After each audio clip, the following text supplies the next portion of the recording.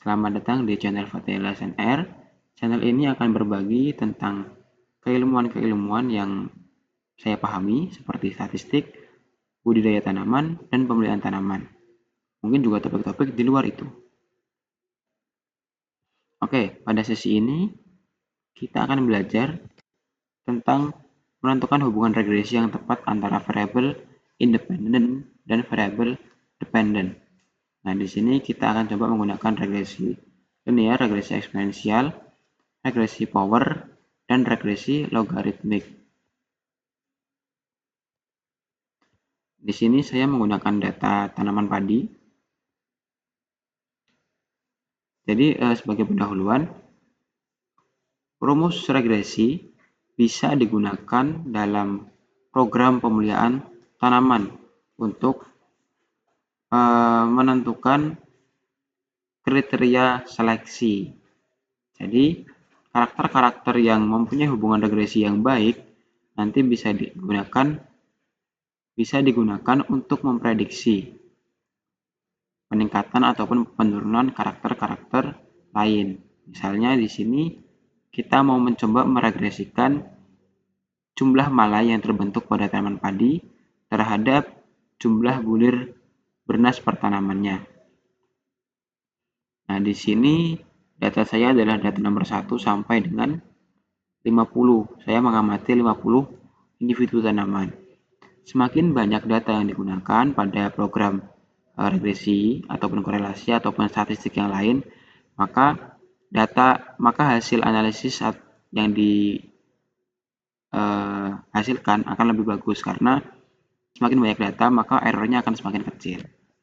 Kita langsung saja di sini copy untuk yang jumlah malai dan jumlah bulir bernas per tanaman. Kita copy semua data, nanti kita coba bandingkan antara menggunakan 50 data dan menggunakan mungkin hanya 20 data ya. Kita copy saja, Ctrl C, atau di sini bisa diklik copy atau klik kanan, copy ya di sini. Terus kita paste aja di kolom scatter. Kita taruh di sini.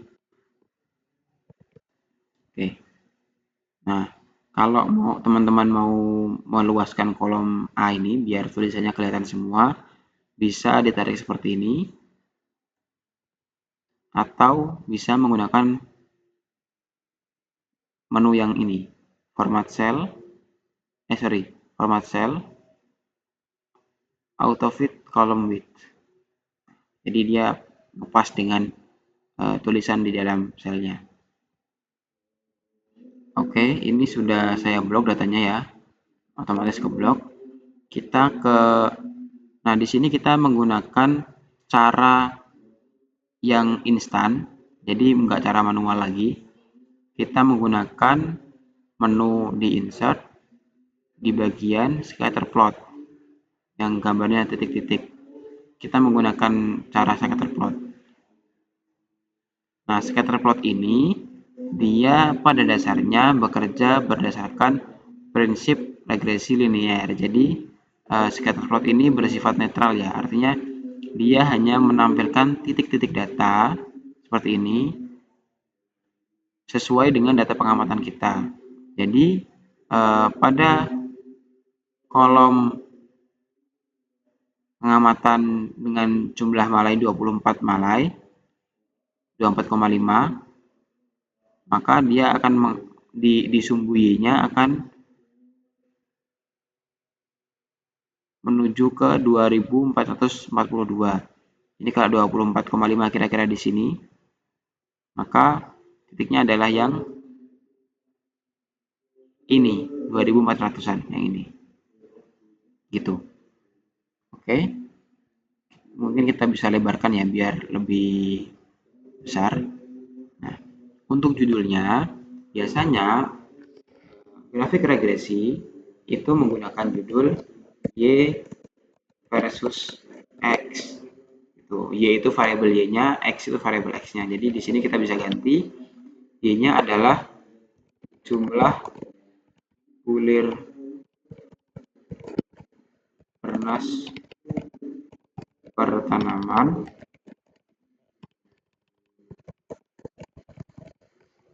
dan X-nya adalah jumlah malai. Tuh.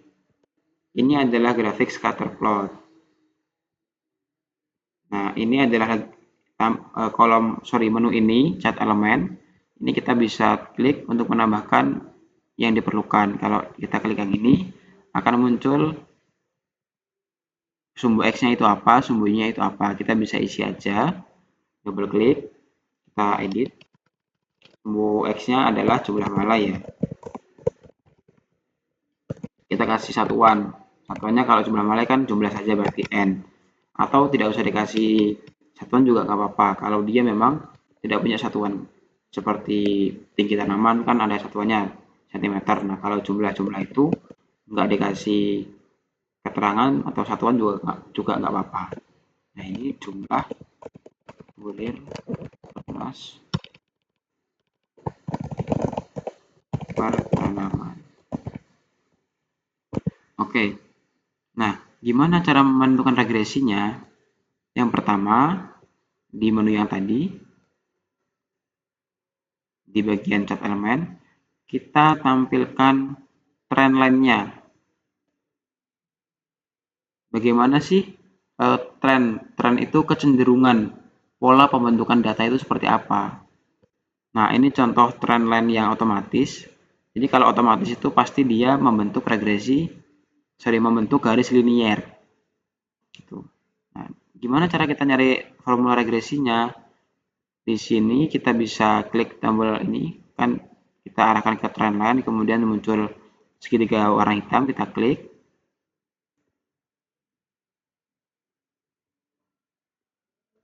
Di more option. Nah, akan muncul seperti ini.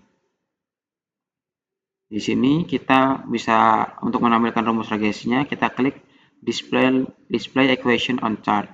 Nah, ini adalah rumus regresi linier pada karakter jumlah malai dan jumlah bulir bernas per tanaman. Terus untuk memunculkan R kuadratnya, kita tinggal klik yang ini, display R square. Nah, di sini R kuadratnya adalah 0,8611.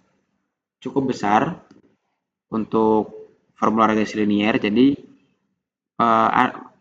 interpretasinya adalah hubungan antara jumlah bulir bernas yang dipengaruhi oleh jumlah malai itu mempunyai formula regresi Y sama dengan 152,9X ditambah 53,264. Jadi setiap pertambahan satu malai, X itu kan malai, setiap jumlah malai meningkat 1, maka jumlah bulir bernas akan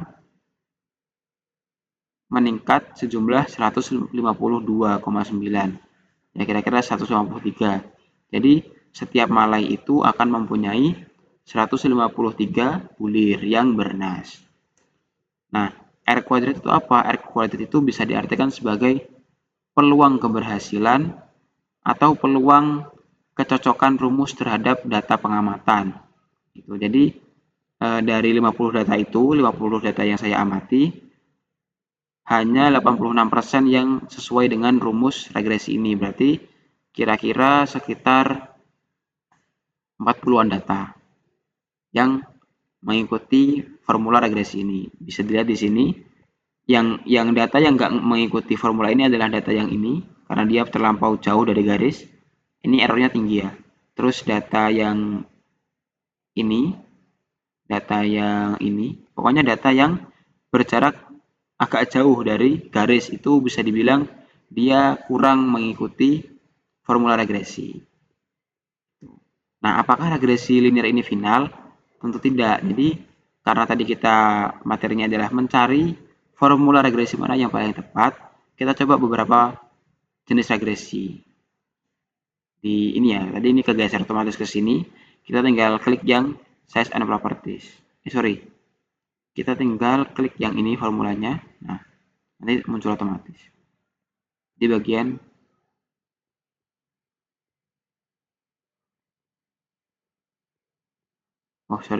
di yang tadi bagian nah di bagian ini trend line-nya warna hitam, option. Nah, kita coba di formula yang eksponensial.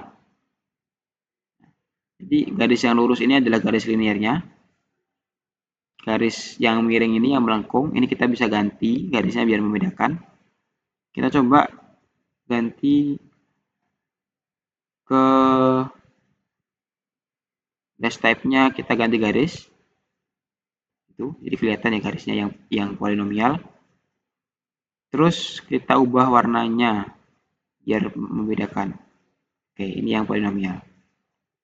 Yang titik-titik ini adalah linear. Nah, ini formulanya belum berubah ya. Kan polinomial eksponensial itu kan eksponen ya. Berarti ada huruf E-nya kan eksponensial. Nah, di sini kita tampilkan rumusnya untuk eksponensial. Nah, jadi rumusnya adalah Y sama dengan 832,49 dikali E pangkat 0,0655X. Ini adalah formula eksponensialnya. Berapa R kuadratnya? Kita coba tampilkan R kuadratnya. Nah, R kuadratnya di sini 0,81, yang linear 0,86. Nah, R kuadrat yang paling tinggi itu adalah yang paling bisa menginterpretasikan data. Jadi, dengan melihat perbandingan ini, kita tahu kalau regresi linear itu lebih baik daripada polinomial untuk data ini. Tidak bisa dipukul rata ya, karena setiap data polanya berbeda. Nah, pada data ini, kita lebih memilih regresi linear dibanding polinomial. Gitu. Eksponensial. Oke, jadi saya ulangi. Dari nilai R ini, kita bisa menarik kesimpulan bahwa rumus regresi linear lebih tepat diterapkan dibanding regresi eksponensial pada jumlah bulir bernas pertanaman versus jumlah malai. Selanjutnya kita coba regresi logaritmik. Nah, ini datanya yang warna oranye grafiknya. Ini formulanya yang bawah ini. Maaf, ini saya geser aja ya, sepertinya bisa digeser. Nah, ini. Jadi kalau logaritmik itu ada len-nya. Oke, bedanya dengan eksponensial, logaritmik itu ada len-nya.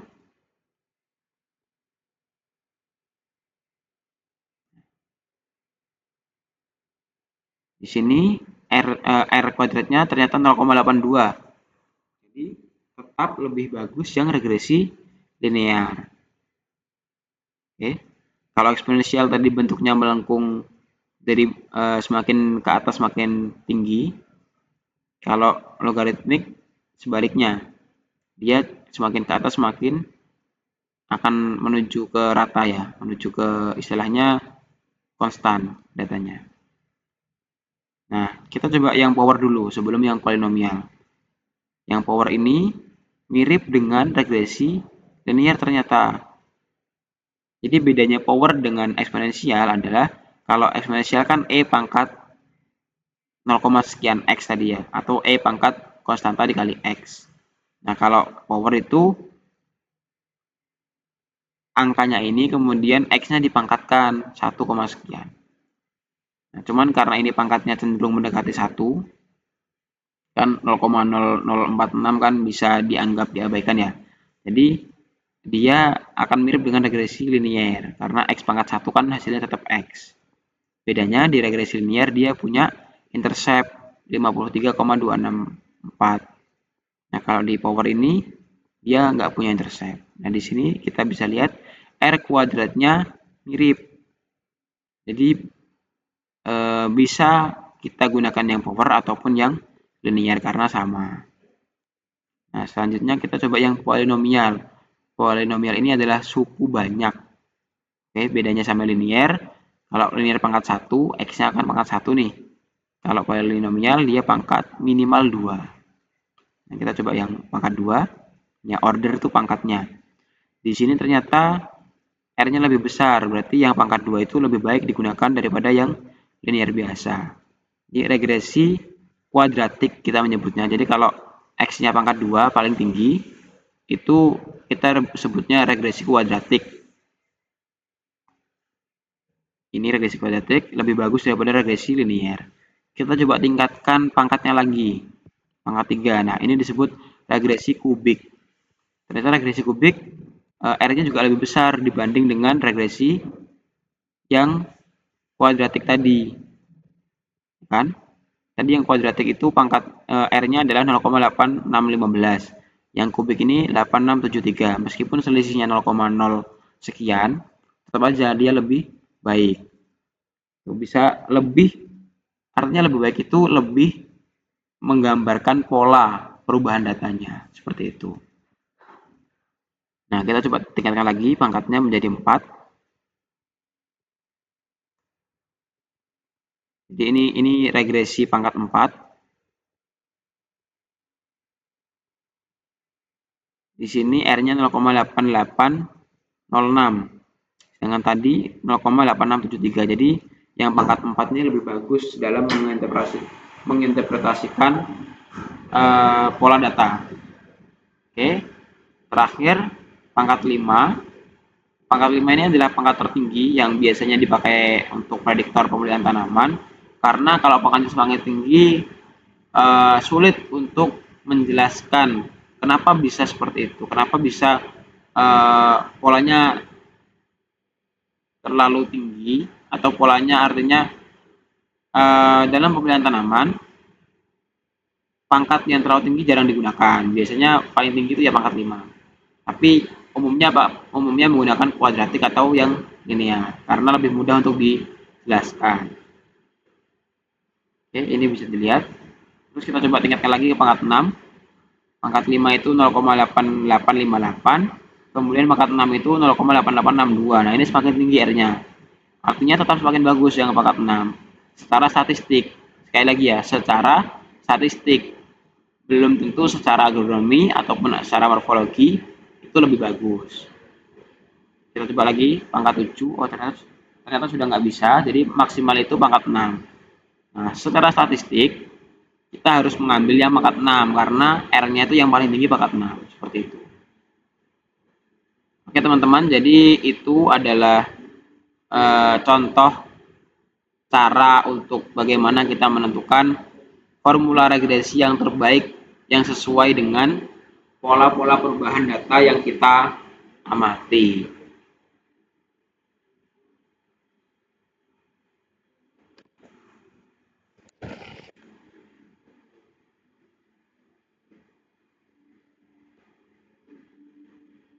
Mungkin untuk memudahkan pemahaman, ini coba saya tampilkan. Oh, tadi saya itu ya bilang untuk membandingkan antara data pengamatan 50 dan data pengamatan 25. Nah, kita coba ya, ini 25 saya blok. Insert scatter plot. Ini yang kiri itu adalah yang 50 data, yang kanan ini yang 25 data. Tambah besar. Kita lihat trendline-nya. Di trendline ini kita nggak kasih ini ya, nggak kasih axis ataupun label Y ya, nggak apa-apa ya. Trendline ini yang linear. Yang linear kita coba lihat rumusnya dan R square-nya. Ternyata R square-nya cuma 0,76 dan rumusnya berbeda dengan yang 50 data. Di sini kan Y sama dengan 152X plus sekian. Nah, di sini cuman 1,131,64X gitu. Nah, kita coba di regresi yang lain, misalnya di logaritmik.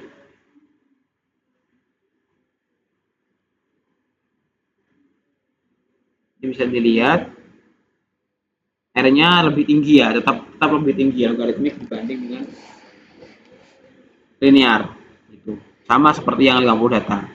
Kita coba eksponensial. Untuk eksponensial ini R-nya lebih rendah. Di data yang 50 juga tadi eksponensial R-nya lebih rendah. Jadi memang linear lebih bagus untuk data ini daripada yang eksponensial. Coba yang power. Yang power ternyata mirip juga polanya. Kita coba yang polinomial. Di sini R-nya lebih tinggi ya. Tadi yang linear kan cuma 0,7. Nah, di sini yang polinomial kuadratik itu pangkat 2, itu artinya 0,84 atau 84%. Kita coba pangkat 3. Pangkat 3 ini lebih tinggi ternyata, mendekati 1, 0,9. Pangkat 4. Pangkat 4 ini lebih tinggi lagi. Pangkat 5 ini lebih tinggi lagi R-nya ya. Oh, sama R-nya ternyata. Nah, kalau kasusnya R-nya sama, kita menggunakan pangkat yang lebih tinggi. Jadi dalam statistik di regresi, kalau ada R-nya sama, itu kita memilih pangkat yang lebih tinggi. Pangkat 6. Pangkat 6 ini R-nya ternyata lebih tinggi lagi. Jadi kita mengambil yang pangkat 6 untuk kedua jenis data ini ya. Data yang 50 dan data yang 25. Oke, mungkin sekian tentang regresi, beberapa jenis regresi yang bisa kita gunakan untuk menginterpretasikan data pengamatan. Materi ini memang contohnya pada data pengamatan tanaman ya, tapi penggunaan formula regresi ini bisa untuk digunakan untuk mencari pola-pola berbagai data yang mempunyai hubungan, misalnya berat badan terhadap kadar kolesterol, pada kesehatan mungkin, atau pada ekonomi mungkin pengaruh pendapatan terhadap mungkin kesejahteraan manusia, atau pada suku bunga terhadap harga saham dan lain-lain. Begitu, semoga ilmunya bermanfaat. Saya akhiri. Assalamualaikum warahmatullahi wabarakatuh. Sampai jumpa di konten selanjutnya.